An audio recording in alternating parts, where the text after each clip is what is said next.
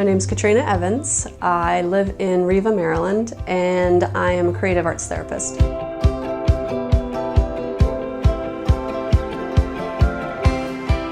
I've always been a person who loved making art. Even as a young mom traveling around, my husband was in the military, and creating art was a great way to connect to people in my community. Because with military, we were only there for short amounts of time. So I always found that joining together in creative communities really allowed me to get to know people. When my husband got out of the military, we settled in this area, and I learned about the art therapy master's program at George Washington University. It was just this amazing program. I'd always been interested in psychology, always wanted to work with people, but I'd always been missing that little bit of, which ended up being the biggest part, the creative part.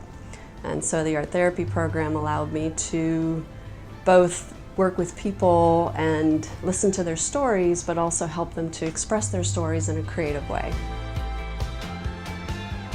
The Muddy Creek Artists Guild is a group of, I think, the intrepid roving artists. They're South County artists. Anyone living south of the South River can come out, see a show, and become a member.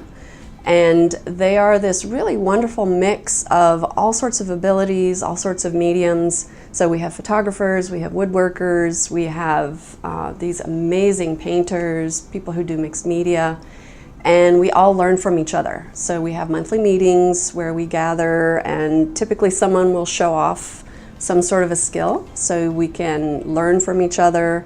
It's always helpful, I find, to be connected to other artists. We motivate each other, and just the fact that we meet every month helps me to stay more connected to my own art making. So twice a year we have art shows. This year, right now we have our spring show, and we're kind of in the midst of getting ready for that. It's going to be the last 2 weekends of April, and our opening reception will be April 20th from 5 to 7. We're at the South River Colony in Edgewater, and it's just, again, this fantastic show. We usually have about 40 different artists who participate in that and who have all sorts of pieces of art for sale, but also smaller items. So, and it's a really fun time. We usually have music and refreshments, and the studio, which will be open on Saturday and Sunday afternoons.